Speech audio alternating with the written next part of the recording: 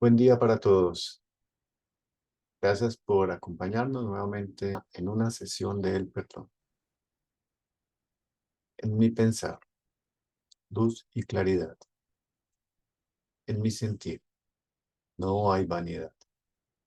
En mi actuar, fuerza y verdad. Así crecerá mi alma con fortaleza y bondad. ¿Quién nos ayuda con la lectura, por favor? La pregunta, ¿es el olvido tan solo un defecto de la naturaleza humana o hay en él algo provechoso? Queda contestada con el conocimiento antroposófico, del cual, además, pueden resultar intensos impulsos morales.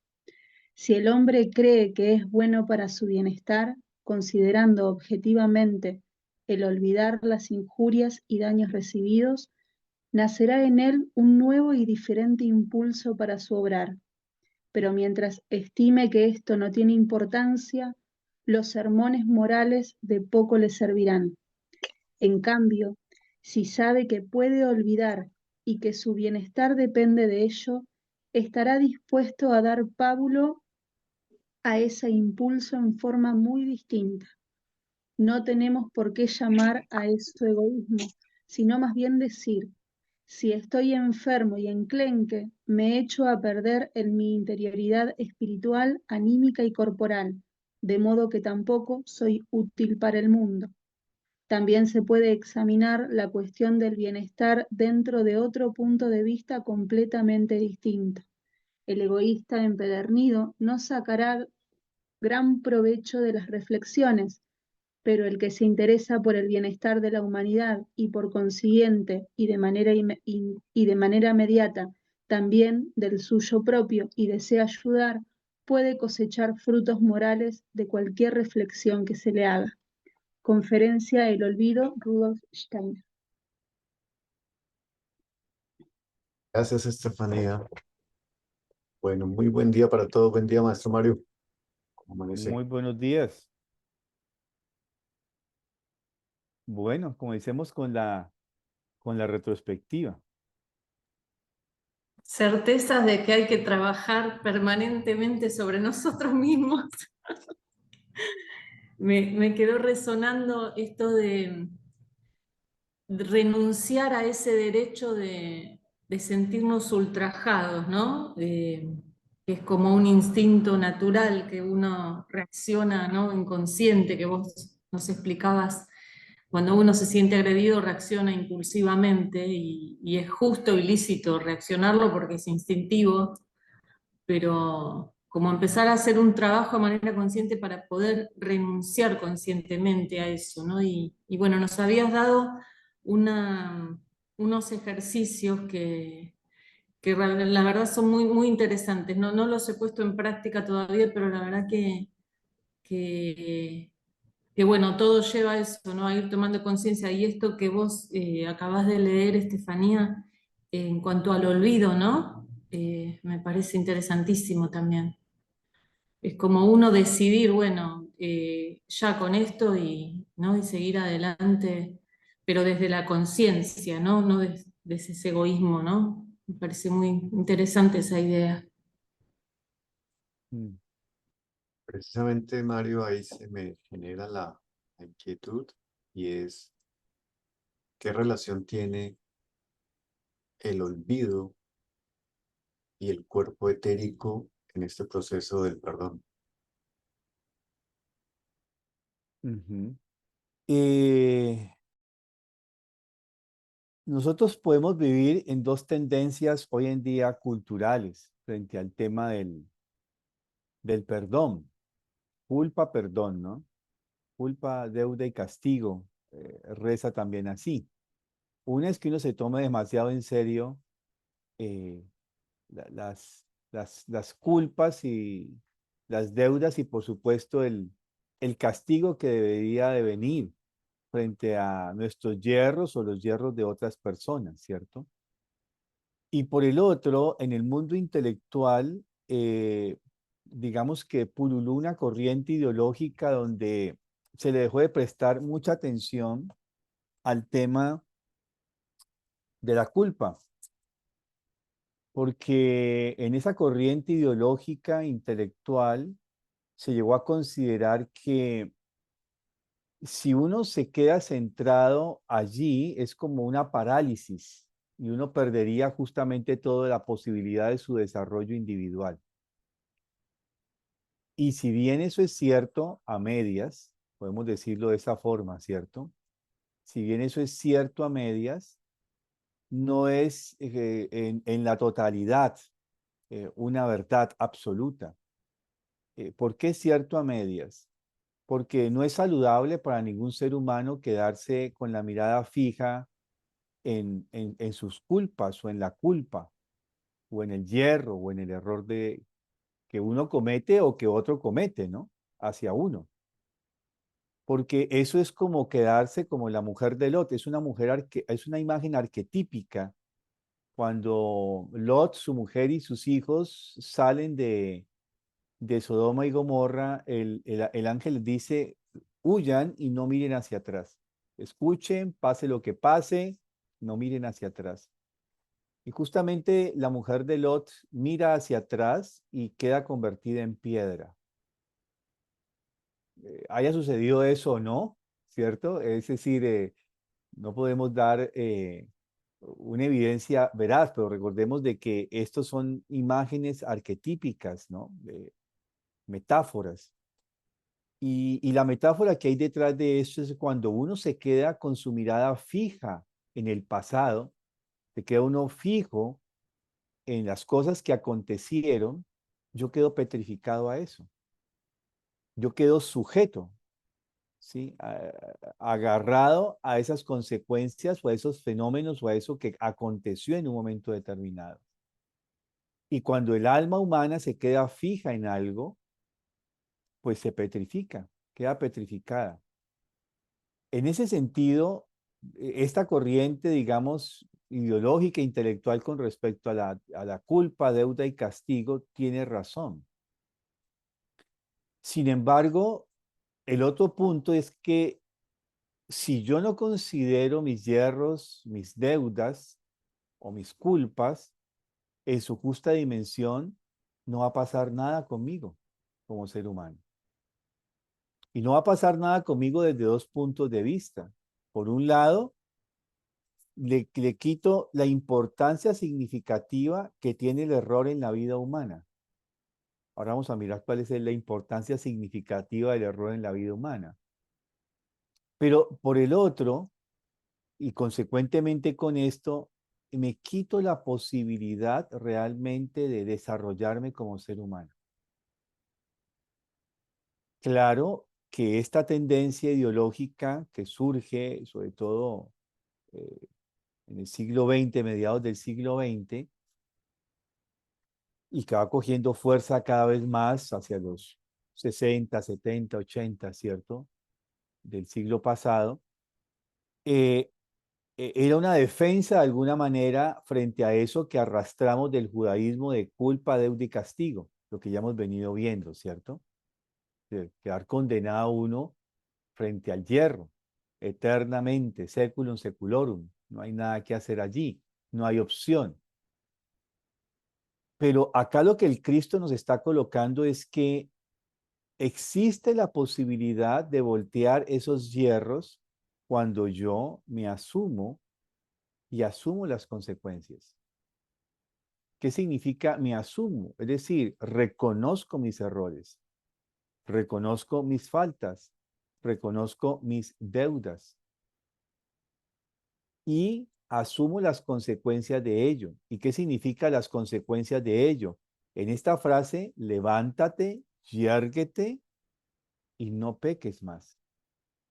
No lo vuelvas a hacer.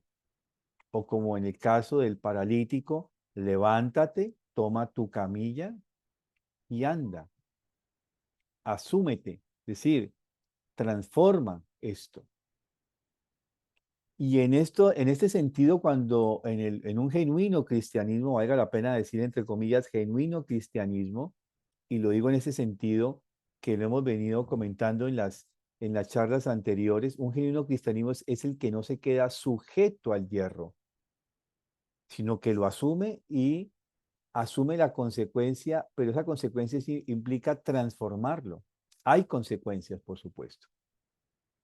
Y uno debe aceptar que un acto de uno, un error de uno, tiene unas consecuencias. Por ejemplo, en el sencillo sentido de que enfoco mal una tarea, ha hecho mal algunos cálculos en un presupuesto, en un diseño, en la elaboración de un proyecto. Sí, nos ha pasado a todos, ¿cierto? No tuvimos en cuenta ese pedacito, el punto 50 para hacer un cálculo. Oscar dice que no. Y ese punto 50 de hacer el cálculo, hombre, va a llevar a que la casa quede bien torcida, por ejemplo. Para decir que Oscar dice que no, que la casa quede con una luz así de torcida, ¿cierto? Y organice el techo. Oscar conoce muy bien eso como arquitecto, ¿cierto? Organice ese techo ahora, ¿sí? Y quizás en el cálculo fue muy pequeño, pero ¿eso qué implica? Que yo puedo quedarme allí y eso va a tener una consecuencia posterior con la que voy a tener que vivir, ¿no? A veces no se nota, pero si yo asumo esto, ¿qué hago yo? Inmediatamente digo, aquí me equivoqué, no tuve en cuenta este punto 50 para este cálculo. ¿Y qué implica eso? Volver de nuevo sobre los cálculos, considerando la corrección. Eso que hacemos en la vida práctica en muchas cosas, o digámoslo de esta manera, si eso lo hacemos muchísimas veces en la vida práctica, ¿por qué no lo hacemos con nosotros mismos? Con nuestra vida cotidiana. Ahí nos cuesta, ¿cierto? Entonces, pero ¿qué pasa en el caso de que tengamos un calculista, alguien que hace presupuestos, alguien que hace proyectos y no asume ese error? No lo acepta, no lo reconoce, no lo acepta y por tanto no lo modifica. Pues nunca, si es un maestro de obra, siempre le van a quedar las casas chuecas, ¿no? Van a quedar siempre desviadas, ¿cierto? Si es una persona que hace cálculos financieros, siempre va a tener errores, porque no considera, por ejemplo, el imprevisto, es que no le metí el imprevisto, se me olvidó el imprevisto, y siempre hay imprevistos, por ejemplo, ¿cierto? O en un proyecto, variables imponderables que se llaman, ¿sí? O variables intervinientes, variables que salen totalmente de mi control. Si yo no tengo en cuenta eso en el desarrollo del proyecto, entonces el proyecto no va a desarrollarse plenamente de la manera adecuada. En la vida práctica es igual. Y aquí lo nuevo que quiero traer hoy, porque ya hemos hablado de la culpa, o sea, de mis deudas, de mis hierros hacia otros, pero también de los hierros que otro hace hacia mí, que es lo que se trata hoy con respecto al olvido. Y en ese sentido es válido. Yo decido olvidar el daño que el otro me ha hecho. Renuncio a mi capacidad instintiva de venganza, de compensación, de reacción. Pero también por otro lado, me quito importancia o le quito importancia a mi ego chiquito, porque a veces nos creemos muy importantes. En el fondo hay mucho egoísmo detrás de eso.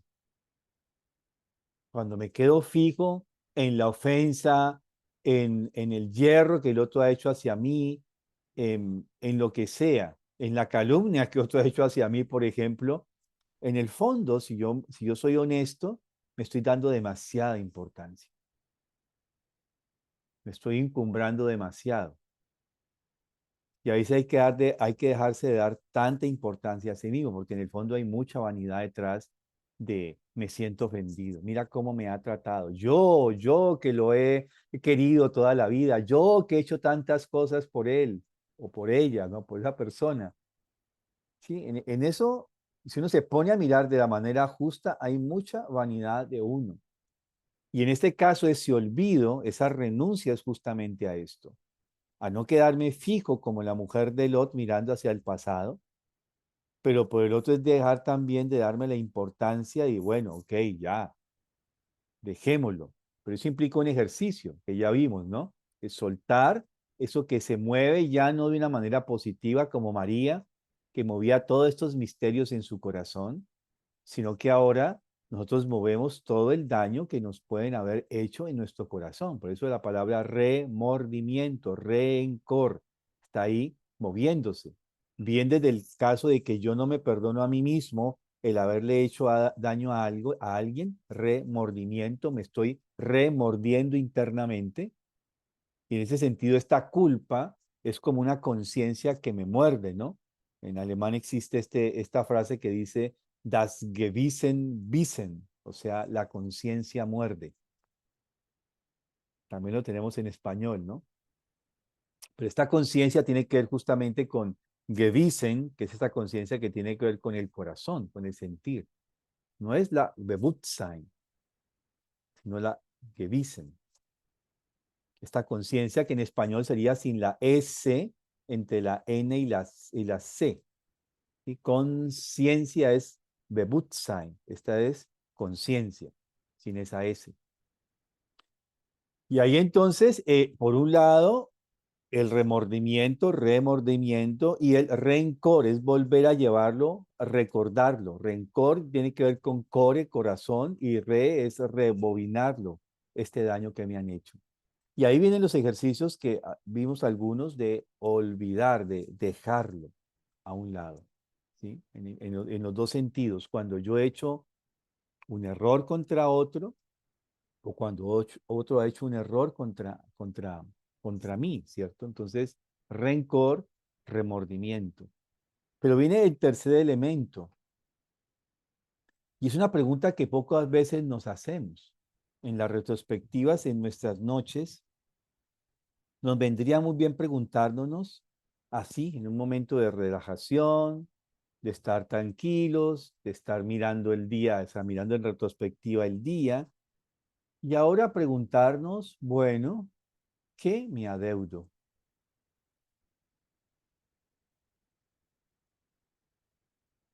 Con toda la honestidad y tranquilidad, ¿qué me adeudo? ¿Qué deuda tengo hoy, ahora solamente el día de hoy? ¿Qué deuda tengo hoy conmigo mismo? Y eso implica una pregunta que no queremos hacernos, porque puede surgir esta idea intelectual, saquemos eso porque eso es atormentarse a sí mismo. ¿Qué sentido tiene en que yo me esté diciendo que me estoy adeudando, recordando mis propias deudas? Es como cuando uno tiene los créditos con el banco y todos los días se levanta pensando en todos los créditos que tiene, ¿no? Pues uno no va a estar tranquilo, va a estar muy atormentado, ¿cierto? No, le entra ya la angustia. Entonces tampoco es que no pensemos en ellos. O sea, las dos cosas serían erradas, pero si me hago la pregunta muy seria, yo diría, bueno, ¿qué deudas tengo? A ver, ¿cómo están mis deudas? Miremos a ver, ¿cómo proyecto? Puedo comenzar a hacer un plan objetivo para poder realmente, como dirían las abuelas, salir de mis deudas. Y en ese sentido humano, tiene el mismo sentido práctico. ¿Qué me adeudo? Y esta pregunta apela realmente en la medida en que uno penetra en esta pregunta, ¿en qué me adeudo? Yo estoy penetrando en mi propia naturaleza interior. Y esa propia naturaleza interior es, bueno, ¿cuál es la tarea esencial de mi yo superior? ¿A qué vine yo realmente a esta tierra a realizar? Por un lado. ¿Qué tan cerca estoy de mi leitmotiv, de mi motivo propulsor que dirige mi vida? ¿Qué tan cerca estoy? ¿Me estoy acercando o me estoy alejando de ese leitmotiv? ¿Qué tan cerca estoy? ¿Qué tanto me estoy aproximando? ¿Qué tantos obstáculos que coloca mi yo inferior, mi yo pequeñito, mi ego, qué tantos obstáculos voy quitando realmente del camino para que cada vez más mi yo superior pueda emerger, surgir? Y eso implica esta mirada, porque esa sería mi deuda, que es mi transformación interior. Si yo no tengo esta pregunta honesta, yo no puedo crecer. Voy a seguir siendo el mismo de siempre.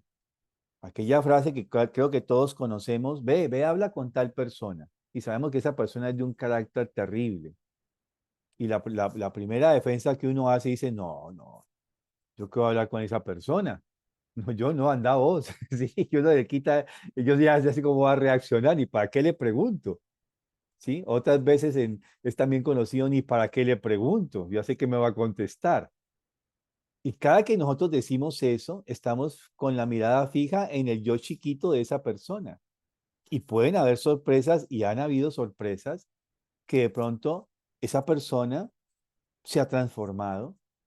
No es el mismo que conocí hace 15 años o un año.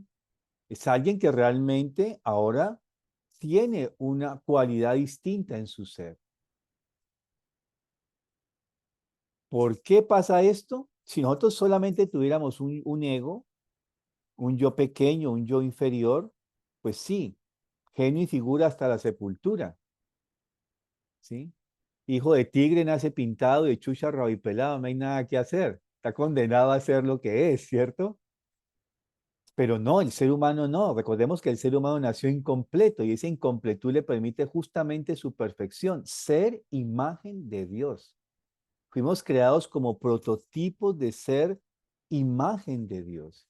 ¿Y qué es ser imagen de Dios? Esa imagen de Dios se hizo carne viva en el cuerpo de Jesús de Nazaret.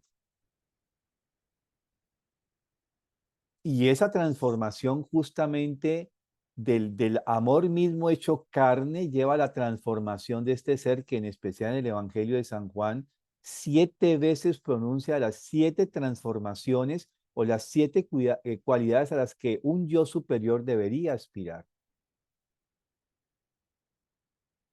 Ser el buen pastor no significa cuidar el rebaño, cuidar las ovejas. ¿Me amas más que a ninguno? Sí, maestro, tú sabes que yo te amo más que nadie. Apacienta mis ovejas. 3 veces le hace la pregunta. Y le hace la pregunta sobre un amor que no es el amor ni sexual, ni el amor de la vida de la convivencia, ¿sí? Y una vez le pregunta por el filia y las otras 2 es por el ágape, el amor trascendental. Y le da la tarea de apacentar a sus corderos y a sus ovejas. Pero recordemos que mucho antes también ha dicho que el mayor de los mandamientos es amar al prójimo como te amarías a ti mismo. Entonces, ser buen pastor no solamente es cómo yo me hago un buen pastor para cuidar y guiar a los que están a mi cargo. Y a los que están a mi cargo son mis hijos, si soy médico a mis pacientes, si soy terapeuta a mis pacientes en el sector de la salud, en el caso de los maestros a sus estudiantes, si soy amigo a mis amigos, ¿cómo soy un buen pastor? Y a veces toda esta acción está hacia afuera, ¿no? Pero hacia mí mismo, ¿cómo soy mi buen pastor? ¿Cómo yo cuido de mí mismo para que mi yo superior cada vez tenga más cabida dentro de mi esencia, dentro de mi ser, que pueda explayar su potencia solar séptuple? Y en ese sentido, esta pregunta seria que deberíamos hacernos es, venga, ¿qué me adeudo? Y quizás en pequeño puedo decir, uy, yo ahí reaccioné mal. No, no estuvo bien. Fui muy fuerte, o fui descortés, o fui desatento. En lo chiquito, eso nos pasa a todos a diario, ¿cierto? Iba tan preocupado que ni me di cuenta que estaba esta persona allí, lo digo por mí, saliendo de la oficina, allí corriendo como un bólido y no me di cuenta que había alguien allí. Así en pequeño, pero también en lo mediano y en lo grande. Reconocer, por ejemplo, nuestros yerros, nuestras faltas. El domingo toca a veces obligado, yo no veo televisión, pero como tengo que devolver a mi padre a donde mi hermana, digo devolver porque yo me hago cargo de los fines de semana, voy donde, y lo dejo donde mi hermana, ella está viendo Los Informantes, un programa que aquí los colombianos saben que es un programa investigativo, ¿no? Que hace investigaciones sobre personas o sobre temas. Y me llamó la atención y me quedé Inclusive me quedé un rato, no lo vi hasta el final el programa porque tenía que salir corriendo por acá. Se me hacía muy tarde ya, pero voy a mirar en qué terminó, porque estaban entrevistando a una mujer que tuvo un alias de Karina. Fue una mujer terrible, muy mala. Tuvo una fama de mala, pero así como la bruja malvada del cuento de hadas. Y la mujer realmente, en la historia es que la mujer decide en un momento determinado entregarse a la justicia, a las autoridades para ser juzgada. Y en ese tiempo había un programa de, digamos, como de reconciliación con los que habían cometido crímenes muy importantes de lesa humanidad. Llega, la juzgan y termina pagando en la cárcel 10 años. Y la entrevista es qué ha pasado con Karina. Y lo interesante es que ella dice, no, no, yo no soy Karina. Ahora no recuerdo cómo se llama, Selena o el nombre correcto. Yo ya no soy más Karina. Esa Karina quedó enterrada en la selva.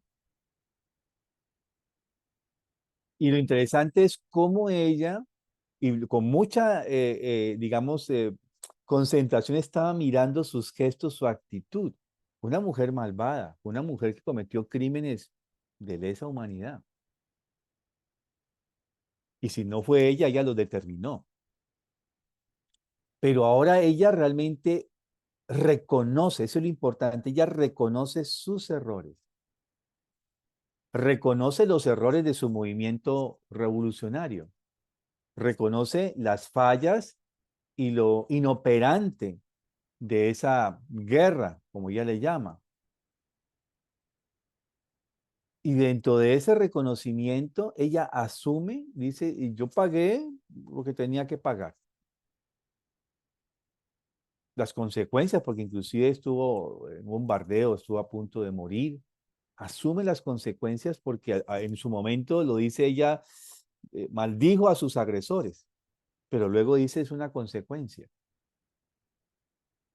Y comienza aceptando, y ahora, ¿para qué le sirve eso? ¿Para quedarse ahí juzgándose y dándose latigazos? No, para modificar su comportamiento. Y entonces comienza ahora a trabajar haciendo vestidos, es ahora una modista que hace muchos ropas, ¿cierto? Confecciones. Y también da clases en los barrios populares, marginales, donde hay mucha violencia, para que los jóvenes no caigan en esos grupos al margen, digamos, de lo humano, de la ley, se dice también, y no caigan en esos mismos hierros que ella cayó. Y es interesante esto, ¿cierto? Porque ella no está diciendo esto no pasó, asume las consecuencias y a partir de ahí comienza a modificar su comportamiento, a esforzarse por modificar su comportamiento, tanto que a su peor enemigo terminan siendo grandes amigos. Se logran perdonar ambos, ¿no? Porque era son dos grupos acá, los llamados guerrilleros y los llamados paramilitares. Y los dos eran enemigos acérrimos. Buscaban uno al otro hacerse daño y matarse. Finalmente terminan de socios, inclusive de proyectos sociales. Esto es interesante, ¿no? Ver esto. Pero tiene ese proceso. Y lo esencial en el caso de lo que yo logré vislumbrar en esta mujer es, ¿cuál es mi deuda conmigo misma? Y a partir de ahí viene la modificación de su ser. Y creo que esa reflexión frente a mis propios hierros, que yo al principio dije que era el más difícil, es muy fácil pedir perdón, perdonar, entre comillas, pero perdonarse a sí mismo es muy difícil por esto, porque además una de las cosas que más duele o nos duele como seres humanos es sentir que soy incompleto, que yo no soy un ser perfecto y no lo soy. Pero esa imperfección me permite justamente poder desarrollarme, poder alcanzar mi perfeccionamiento de a pocos. Porque no es que ya sea perfecto, ahí es donde viene la vanidad. Llega, decimos en la antroposofía, llega a lo luciférico. ¿Sí? No, no somos perfectos, eso es una ilusión. No podemos llegar a hacerlo tampoco una sola existencia o de un solo tajo.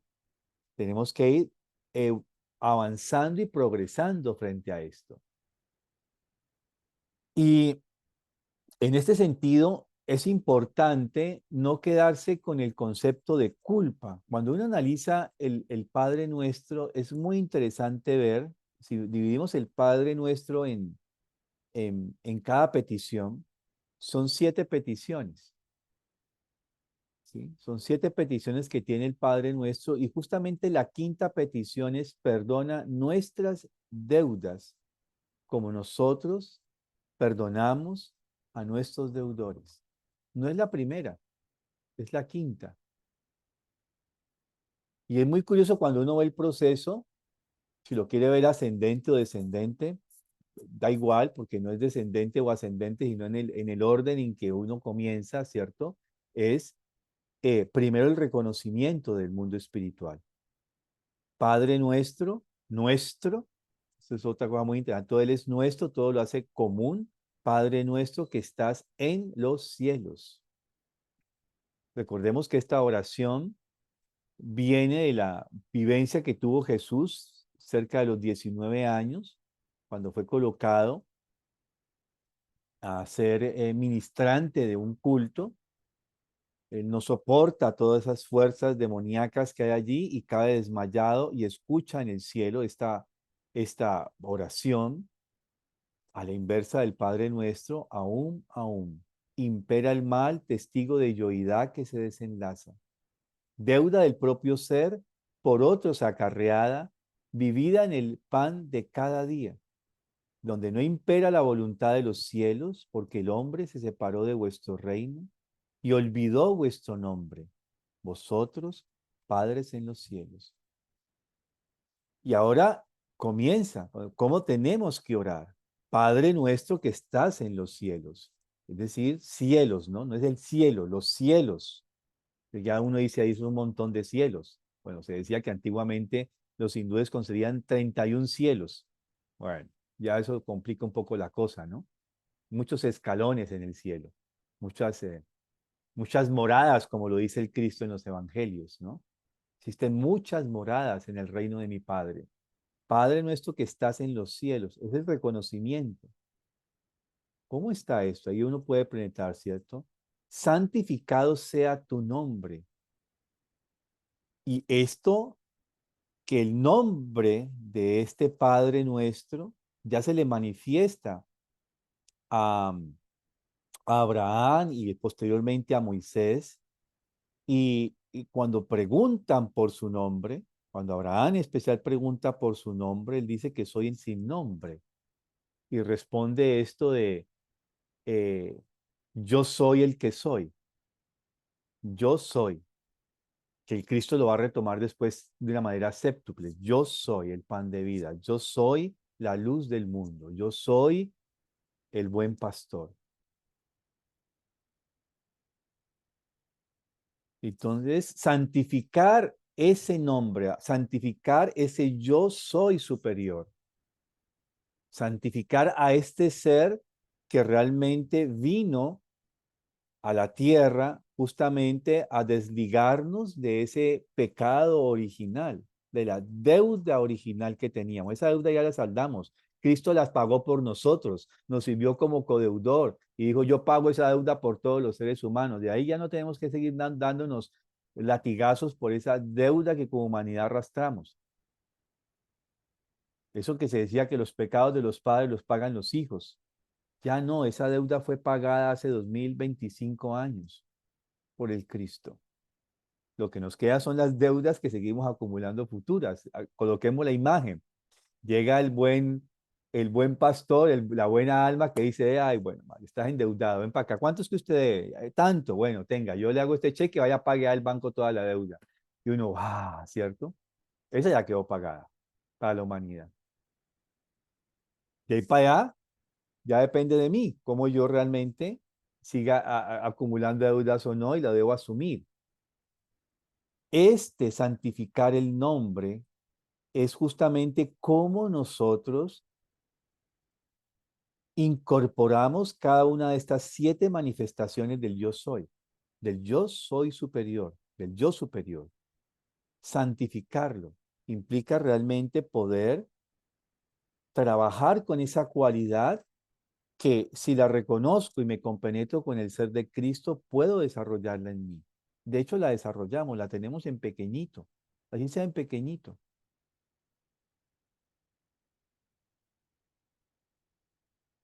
Santificado sea tu nombre. Vénganos tu reino. Es decir, acerca ese reino de lo espiritual. Por eso implica justamente un ejercicio de mi parte. Ese mundo ya se nos abrió. Ahora depende de si yo voy al encuentro de él. Vénganos tu reino. Hágase tu voluntad como en los cielos, así también en la tierra. Que los hombres de buena voluntad quieran replicar todas las acciones que también en el mundo espiritual acontecen. El pan nuestro de cada día, dánoslo hoy, pero no es meramente el pan físico, es el pan espiritual, el alimento espiritual. Yo soy el pan de vida, no solamente es el pan físico que necesitamos para poder tener la energía necesaria para poder obrar en el mundo. Acá estamos hablando del pan nuestro de cada día. ¿Cuál es? Recuérdame, por favor, mi leitmotiv, el motivo propulsor que dirige mi vida. Y ahora viene la quinta. Perdona nuestras deudas como también nosotros perdonamos a nuestros deudores. Pero si uno analiza ese orden, ¿no? Viene uno desde así, así, ahora sí, pero tiene una condición. Perdona mis deudas, como también yo digo un futuro posible, ¿no? Porque a veces no es fácil. Como yo debería perdonar a mis deudores. Y hay muchos pasajes, ya lo mencionamos también anteriormente, el del mayordomo infiel, que le es perdonada la deuda con el amo, pero el mayordomo no le perdona a sus acreedores. Y le dice, mayordomo infiel, afuera serás arrojado y allá encontraréis el rechinar de dientes. Pero un segundo que viene el carro de la basura, hace mucho ruido. Voy a colocar un momentico en silencio.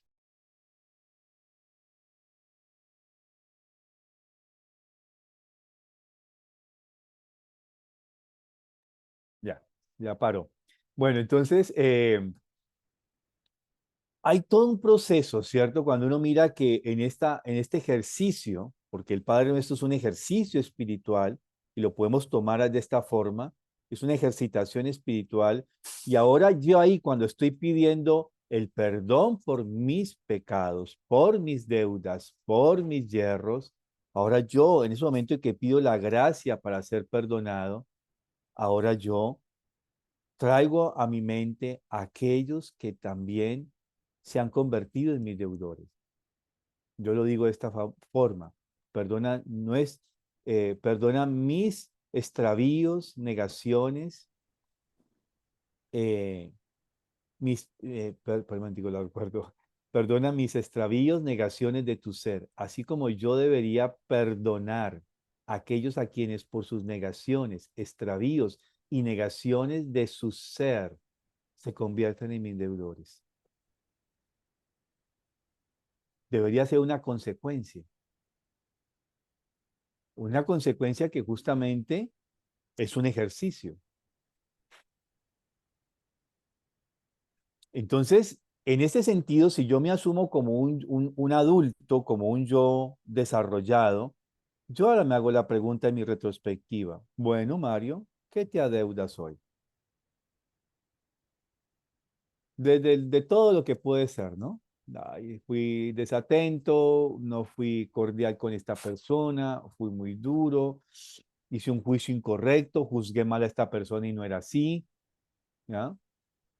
Eh, Pensé mal, sentí mal, actué mal sobre esta persona. Y ahora no es para quedarme ahí como la mujer de Lot, fijo, ¿qué voy a hacer?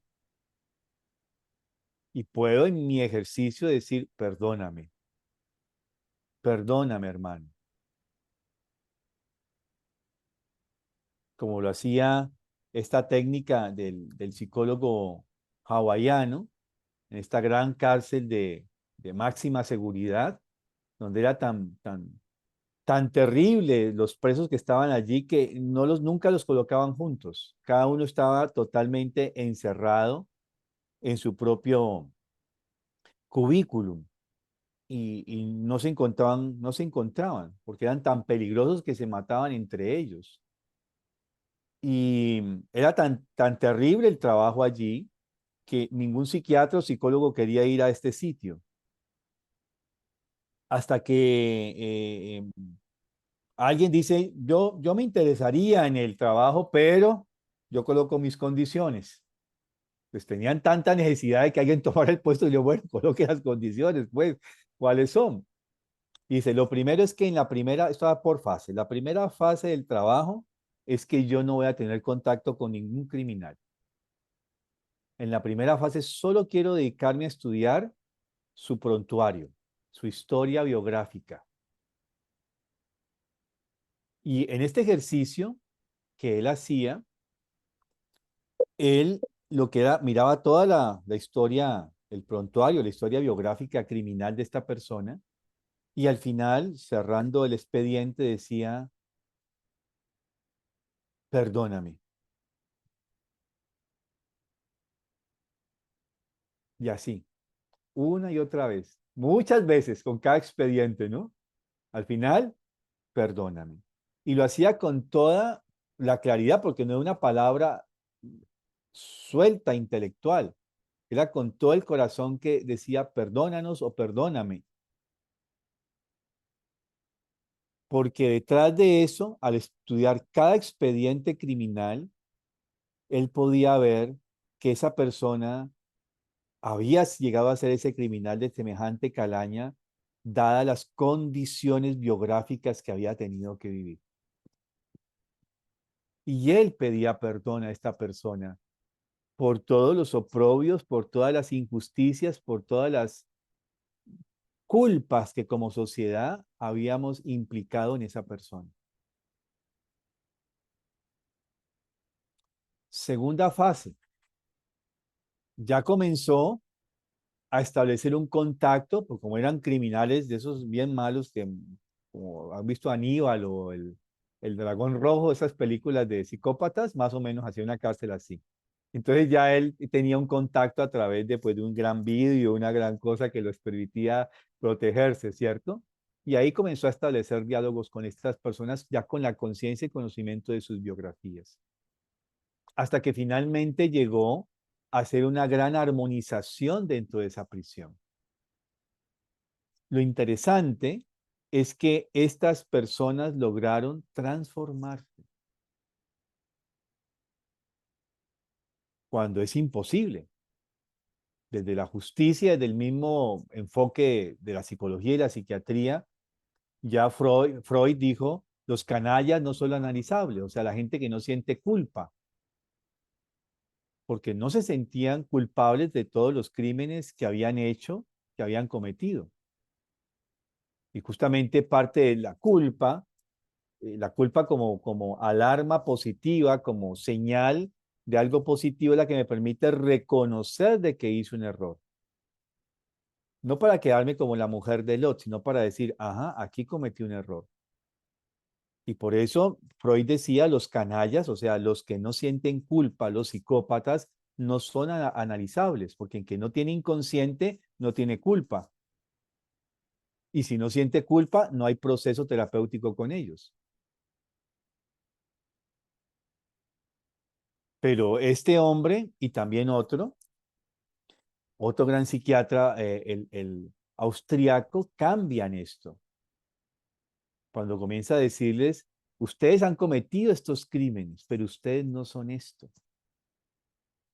El gran problema es que a veces nos llegamos a identificar tanto con nuestra forma de ser, incluidos nuestros yerros, que así soy, genio y figura hasta la sepultura. No, yo puedo transformar eso de mí mismo. Y esta es la gran tarea que tenemos hoy en día, en ese sentido importante. ¿Sí? Si yo no logro desde esta pregunta, ¿qué me adeudo? el hecho de reconocer que todavía necesito quitar de obstáculos que me impiden el desarrollo de mi yo superior.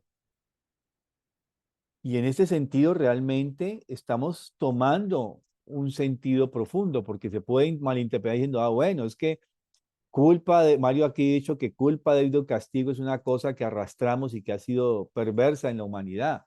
Sí, desde ese punto de vista histórico, porque nos ancla en la culpa, la deuda y el castigo, y ahí no pasamos. La propuesta es poder realmente renovarnos, tomarnos y asumirnos como individuos que tenemos en nuestras propias manos la posibilidad de la transformación. Levántate, toma tu lecho y anda. Levántate, yérguete y desde hoy no peques más. Bien, eso es lo nuevo. Dentro de 8 días va a contestar la pregunta de Oscar para mirar ahora el significado de lo que hay detrás en el cuerpo vital, porque justamente cuando Steiner analiza el Padre Nuestro, él lo divide en estas 7 partes. Un buen teólogo conoce que tiene siete grandes proposiciones o peticiones o ejercicios. Y justamente el tema del perdón tiene que ver con el cuerpo etérico. Y es allí, en ese cuerpo etérico, en ese mundo etérico donde tenemos que deshacer nuestros hierros, los hierros, las deudas que tenemos de los otros. Por eso lo miramos dentro de 8 días. Bueno, si no hay nada más, alguna inquietud, alguna pregunta que haya surgido ahora, vamos lugar a nuestra parte artística. Gracias, Mario. Con mucho gusto.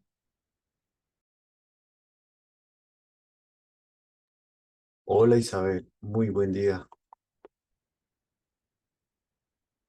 Hola, ¿qué tal? Buenos días. ¿Se me escucha bien? Sí, perfecto. Vale.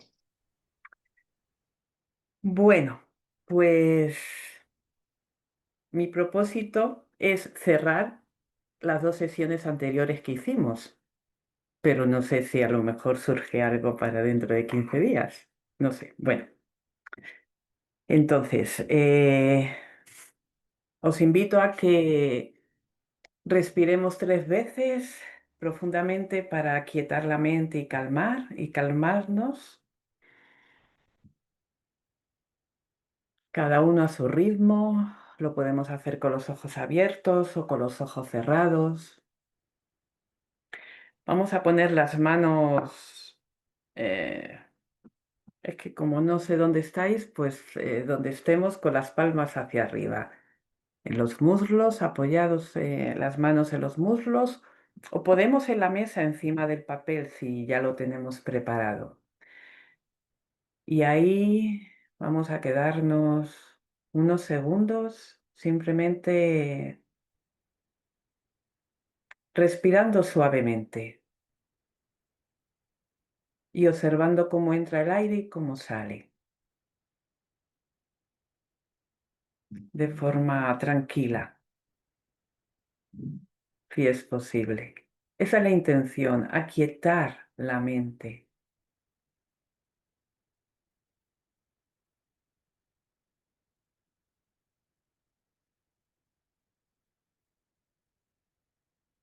Un ritmo suave. Inhalo y exhalo.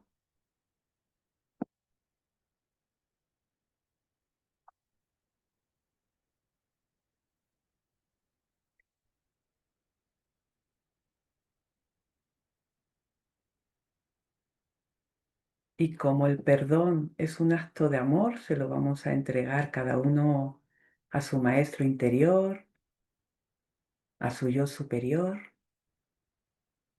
porque la intención es reforzar el yo a través de esta experiencia que os traigo hoy, que es la continuidad de las sesiones anteriores.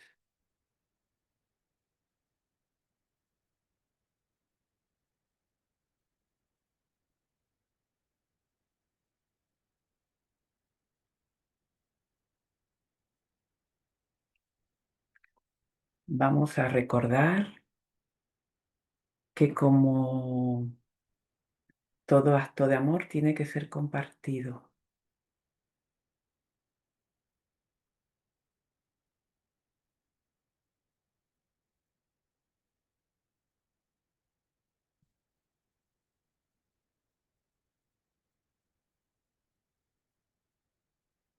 Y que el perdón es la llave de la felicidad, es la alternativa que elegimos aquí, en este mundo. Cuando nuestra paz se ve amenazada o cuando ocurre algo, ¿no? Y desaparece la paz, que es un atributo natural del amor, es un estado natural.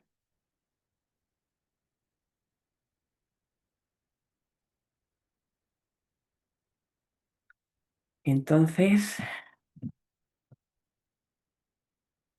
el perdón lo que hace es hacer conocido lo desconocido. ¿Qué quiere decir esto? Que el camino del perdón va a hacer que se recorra ese velo, ¿no? Que no me permite verme a mí mismo ni al otro, ni a las circunstancias desde una mirada amorosa. Entonces, el perdón lo que me va a ayudar es a recordar quién soy, mi verdadera identidad. Y tenemos que partir desde ese punto, ¿no? Desde yo soy amor. ¿Os acordáis que hacíamos este gesto, ¿no? Extendíamos las manos, que representa el vacío, el todo, y cuando yo me contemplo a mí mismo, yo, emerge un punto, el yo soy, y ese punto es yo soy amor. El otro movimiento era compartir, extenderme hacia el otro punto, porque el amor tiene que ser compartido y en esa extensión yo, en esa extensión reside mi gozo. Como veis, ahí ya tenemos un círculo. Esto es simbólico. Este círculo es la victoria, representa la victoria. Y después había otro movimiento que lo traíamos hacia el corazón, que es lo que simboliza el 8 tumbado, ¿no? La lenicasta, que es la que vamos a hacer. ¿Sí? ¿Qué tal vamos? ¿Lo recordamos? Entonces, voy a bajar para recordar el ejercicio que es, ¿se me ve? Es que he intentado poner el móvil, hacerlo con el móvil, pero no ha habido manera. A ver si para el próximo día ya practico y lo dejo todo bien apañado. Entonces, con las manos apoyadas en el folio, si yo me contemplo a mí misma, va a surgir un punto que yo ya le tengo aquí hecho, ¿no? Ese punto es el que representa cuando lo llevo al pecho, al chakra del corazón. Entonces, en este punto, yo escribo yo soy amor.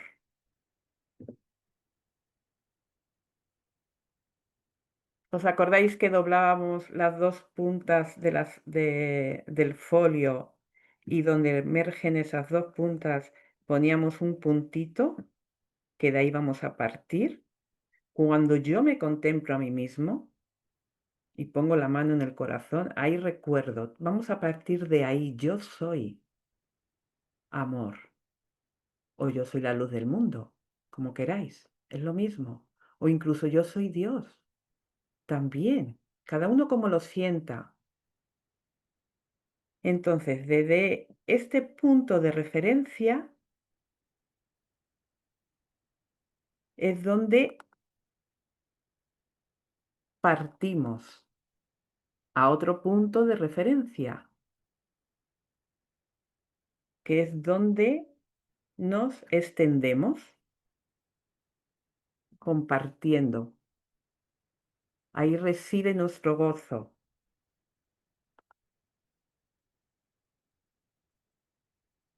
¿Sí? ¿Qué tal vamos? Sí, bien. Bien, porque me gustaría recordarlo y después, si es verdad que estaría bien, o después otro día, cuando cada uno quiera, si lo siente, que podamos hacerlo seguido. Lo suyo sería con una meditación, primero haciendo el gesto, visualizándolo también en el folio y después darle continuidad. Entonces, vamos a seguir. Tenemos estos dos puntos, yo soy amor, extendiéndose. Ahí reside el gozo de compartir. Esto es una experiencia y lo que va a hacer es que nuestro alma recuerde quién somos realmente. Y aquí podemos trabajar con el balanceo, con el impulso, porque esto ya es personal. No hay que ir en una dirección. Podemos trabajar libremente sobre la hoja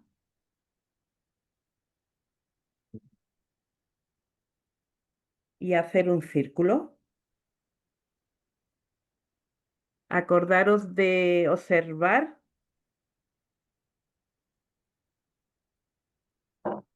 y lo más importante, no hacer juicios. Estamos trabajando un acto simbólico.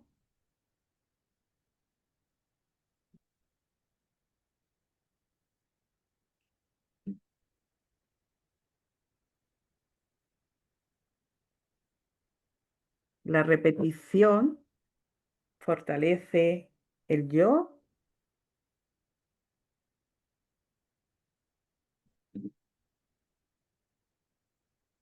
El círculo simboliza la victoria, también protección puede ser, por eso no hay nada que temer, estamos protegidos constantemente. La mente se puede engañar a sí misma, puede sentir miedo, pero estamos protegidos. Y este círculo simboliza la victoria, no hay nada que temer.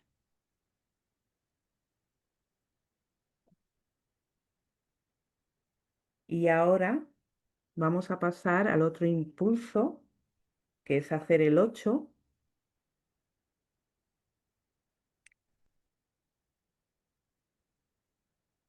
Que aquí hay una oración muy bonita que mientras lo estáis haciendo, yo voy a compartirla. Vamos a hacerla con un ritmo armonioso, porque representa la unión. Aquí no hay separación.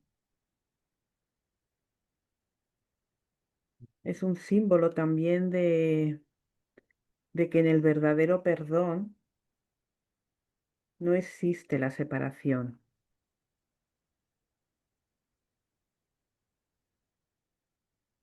Entonces vamos a seguir trabajando en la Leniskata. Espero decirlo bien, pronunciarlo bien. Vamos a seguir ahí trabajando, respirando, observando y lo más importante, no juicio, los 3 pasos del perdón, observo, espero, no juicio. Y aquí voy a ver dónde tengo, así, aquí la oración es la siguiente. Te amaré eternamente, como tú a mí. Sé tan perfecto como yo.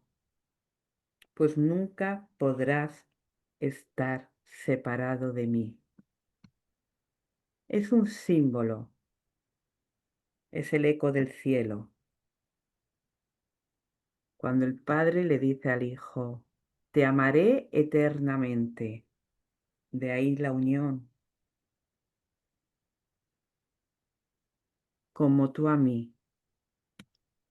Sé tan perfecto como yo, pues nunca podrás estar separado de mí.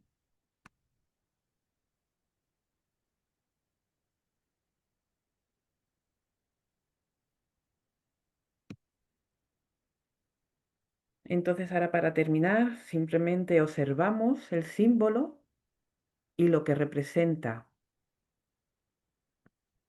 que es la contemplación de uno mismo, de la verdad de lo que somos, el yo soy amor. La extensión, el compartir, el cambiar la percepción del mundo, de todo aquello que me hace sufrir, que me quita la paz.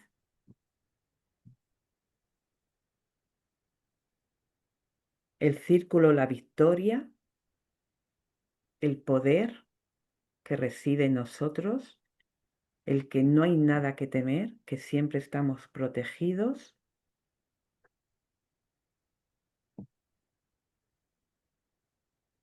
Y el canto, ¿no?, de la oración que le dice el Padre al Hijo, te amaré eternamente, como tú a mí, sé tan perfecto como yo, pues nunca podrás estar separado de mí.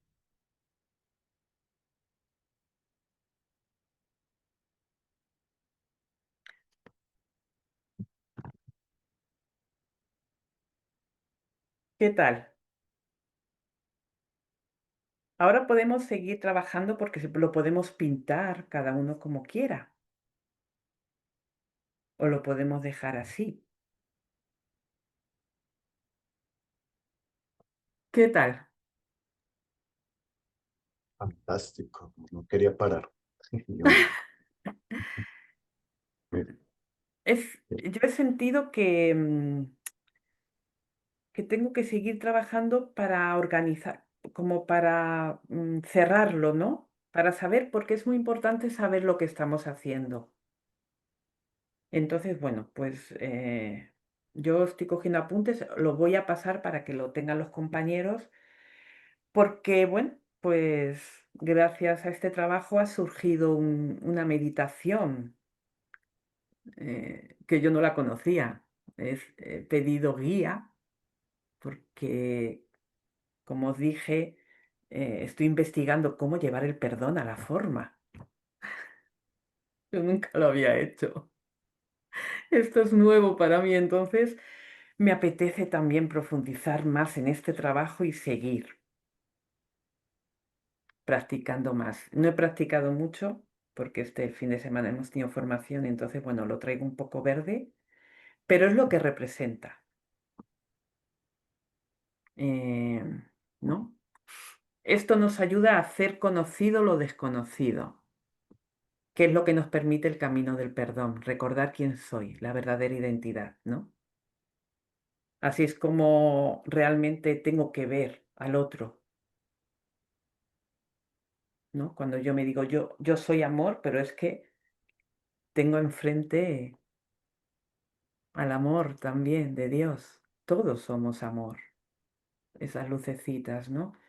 Entonces, bueno, pues el perdón es la alternativa por la que nos tenemos que decidir aquí en este mundo, ya que tenemos el poder de elegir, ¿no?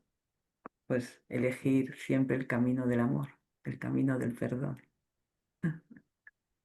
Isabel, gracias por obsequiarnos tu esfuerzo. Sabe que también te esfuerzas en todo este proceso y de verdad, mil No se gracias. expresa. ¿Era yo?